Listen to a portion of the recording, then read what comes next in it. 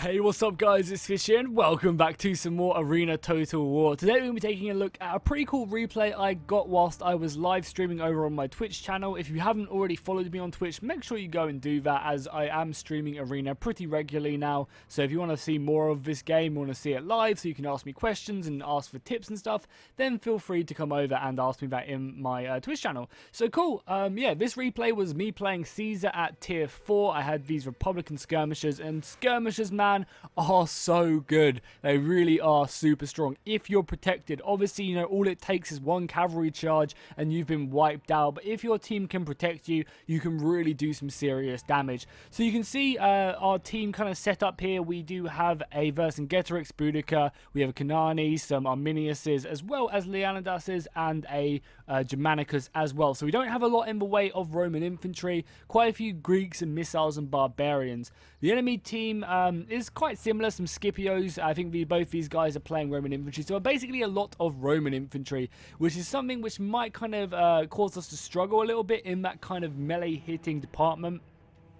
But I think both the Scipios are playing as infantry, which is a perfect target for me playing javelins, as anyone who isn't Germanicus on the Roman side really doesn't have a way of dealing with skirmishers whatsoever, because they don't have them like testudos and the raised shields that the Greeks have and the Romans have, so you can really just abuse it and just slaughter them in seconds. So we'll allow player switching, so we can actually select my my skirmishers back here. We'll go ahead and select myself, then we'll go and click it on play. As well as that, we'll make sure that we do just go ahead and put what do we want? We want to show everything, right? Yeah, well, let's just turn off Fog of War so we can see the entire battlefield. And these are very much a work in progress, guys. I'm not really sure what I should be using in the replay system, so do just go ahead and let me know. Do you guys want to be able to see everything, the enemies and allies? Do you want Fog of War on when I'm playing? Please just let me know in the comments, because I am still very much working with the replay system just to see what kind of works best. And for now, we'll roll with the system that does allow us to see everything. So actually on the overall army comps, you can see the enemy do have archers, and playing as tier 4 javelins, I really need to be careful of these archers, because archers can basically ruin my day, not only because they're a tier above me, which will mean they do a lot of damage, but just because archers, you know, can pin me away at distance and really do a lot of damage to my javelins, which we can see here.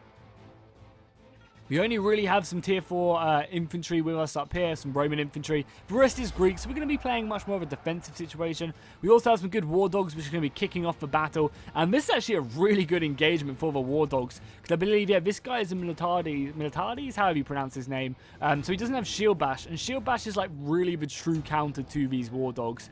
If we go back onto my dudes again, so we can just see myself moving. You can see some of the archer fire coming in. This archer fire is great at taking out these dogs. I think they're going to be focusing down these trainers or these handlers, which again is a great target, because you can see how lightly armored. They don't really have a lot in the way of arrow protection besides their shield, which does give them a nice little boost. And we can see Boudica right there in the midst of her men. Hopefully our archers will be getting into range. I mean, we do currently hold this watchtower, which is great news. However, the enemy artillery is going to come pouring in here. Thankfully missing. We'll go back up to normal speed as well. Yeah, the enemy artillery is going to start pouring in, and we don't have artillery ourselves, so we have to be really careful. Luckily, though, our own archers get some really good volleys off, and that kind of scares off the enemy archers, which is great news for us. I'm finally turning up into the battle, and we kind of have this woodland under our control as well. The enemies seem to have gone extremely heavy for this right-hand side, which, again, I think is so silly. On this map at least. I feel like this side of the map is so pointless to go to, because the main fight is going over here, right? And if we break through here and go for their base, they've spent so long getting over to that right-hand side that they're really just going to lose so much time, and it's just going to take them ages to get back to the main fight. Because at the moment, we are outnumbering the enemies here, and they have nowhere to really go. But just look at this. Look how much of a slaughter my javelins are going in against this Germanicus. I'm ensuring that I focus down this unit, and just look at their missiles from my javelins and also my friendly barbarians as well, coming in with their javelin tosses. I'm already up to 76 kills, and I am not letting up whatsoever. We're going to continue to kill the general. Now the general's dead, that should be a good morale shot. And we're just going to continue to come in here and kill these guys. We're also going to get our Vercingetorix as well to throw their scorched earth. So these guys are burning. There is no retreat for them whatsoever.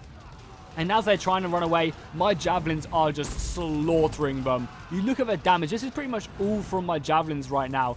We are taking a bit of missile fire, but nothing too crazy. And I literally just pretty much incinerated an entire player just because he couldn't really do much. And again, yeah, like even though they are winning over here, they can outflank us and stuff. Look, they've got like 6 dudes, or 2 dudes there, 2 dudes here. And we've kind of committed 1 guy over there. Yeah, literally 1, maybe 2 guys over there. Whereas the majority of our army is over in the center. And we're going to be able to kind of push that advantage. We have pikemen up here. And the nice thing about this as well is we're getting kind of closer to this artillery position, which is currently shooting us. I mean, one of the nice things about this battle was that I didn't have to worry about cavalry at all. There's no cavalry in this game whatsoever. So that kind of gave me a bit of protection. But also this guy right here, shout out to this guy. He was protecting me really nicely and just enabling me to slaughter everything. So I'm just finishing off that Germanicus player up to 255 kills now, and we're going to continue to push on here, looking for some more open opportunities that we can, just use our javelin throws, whether it's in the side of the enemy, in the front. We're just going to really try to look to exploit that. Now, this artillery is still operational, and the enemy do seem like they're falling back. But again, look how far away the rest of the team. This is 4 players of the enemy team just so far away because we just dominated this area. And, we have a clear path to their base if we want to. And I just feel like staying around this area, staying together as a 10, maybe having a couple scouting units is a good idea. But staying together as a team would have prevented us from really doing this. So our javelins are going to be coming in again, doing lots of damage to this other Germanicus. And I'm getting pretty lucky here, because a lot of the Germanicus I'm fighting aren't forming defensive testudo, allowing me just to really come in. I'm going to accept a bit of friendly fire here, just because we've basically got no units left here. So I think it's worth it. I'll do lots more damage to the enemy if I just keep on throwing into this selection right here. And you can see my guys just lobbing their javelins in. Especially as they're turning their back. I love it when they turn their back to me. And you can see I'm constantly popping my buffs up. I've also got my Vici to help buff up all the barbarians in this area. And I quickly see that, okay, we've got more numbers here. There's no need to keep on shooting into this. I'm going to kill more of our own friendly units. It's like friendly fire is a real issue. And if you are new, you have to be really careful. Because, sometimes it might seem like a good idea to fire into your team. But you end up causing a lot of friendly fire. And if you have an advantage, like a huge advantage like we do in numbers, there's no point us throwing, javelins in. Maybe I'll kill just as many enemies as teammates, but I don't need to do that because we have friendly units which can help out. So their artillery is still firing in on us. And again, look at this. There's 2 players over here just trying to chase down our team. Whereas we're really heavily pushing on the enemy, which is great. I'm going to get some more javelin tosses over here, hitting these guys. I'm going to have to fall back, but thankfully, again, I'm being protected by this dude. And he's really, enabled me. I'm on 400 kills right now. That's a lot of people. We are getting hammered by artillery. And it's kind of my bad for clumping up my units this much. I have spread out, some of my units, but I am still getting hit, which is kind of a little bit frustrating. We're going to try and help out as much as we can. Just throw our javelins off as the enemy approach. Again, rack up some more kills if we can. I mean, just look at that damage on that HP bar. It's brutal. It really is. And this engage, so like for example, this example is a great time for me to shoot into here. Because look how much damage I'm doing to the enemy compared to my friendly. However, I don't want to overextend and, just keep doing damage to this one unit. You can see my friendly's going in, so I'm not going to friendly fire that at all. And I know that we've won here. Nice little envelopment there by my team, so we can just fall back there. So now our next major issue is trying to deal with this position right here. They have archers, they have infantry, they have artillery. And it's going to be really hard because their troops are finally coming back to the fight right now. Yeah, you can see these guys have finally come back from this left side, which is pretty crazy because if these guys were here at the beginning of the battle, or even in this battle, they could have stopped a lot of this stuff from happening. We are actually taking a bit of missile fire right now, and we're having to make our way out of there. We want to obviously avoid that archer fire as it will take us down. And the less men we have in our units, it means the less damage we can do because the less javelins we have throwing. So this is a kind of a good push if they can make it to our base. But they need to be at our base like now to start capping because the balance of power is really even. Look at that. We have the exact same amount of men. So if they had all of these guys over here, they could really have won. So I just need to drive that home. Especially on this map as well. Like there's areas on the map which you just maybe shouldn't go to. You should just try and stick with your team. On a map like this where it's very center focused, it's really important. A map like Thermopylae as well, is definitely again really important. To stay close to your team and not really worry too much. So we have some more archers up here. I'm really trying to get up and hammer these archers, because I know if I can just get a couple javelin throws, I'll do a lot of damage to them. Luckily, I got into a really good situation here where I have our friendly archers popping off some shots, and I'm also coming here. However, I did maybe overextend a little bit here, as they do throw up their spears to try and stop me, and we have to retreat back. And this is kind of bad, you know. This is a really good play by the enemy, because he's chasing me off with his infantry whilst he's shooting me with his archers. I get a really nice return throw as he turns his back over. You guys see that? That was like split timing. I was waiting for him to do it, and thankfully I managed to get a lot of damage off him. Look at that, 10,000 damage off on his unit, which is great. We do see that, you know, another army comes flying back in. Again, it's just kind of like so late, and we're up to 645 kills. The enemy are pushing for our base, but we're already capping theirs with a large portion of our forces. We're going to continue just to use our javelins. So again, this enemy push would have been good if their center would have held longer. And honestly, it just wouldn't, you know. And you could have done that push by just going through this area here, instead of going all the way over here to the left-hand side. You know, you could have fought over here, maybe have snuck through and then gone to our base. But being over there just kind of means you're locked into one strategy. And if them units could have seen like us winning, they could have come back and really turned the tide of the battle.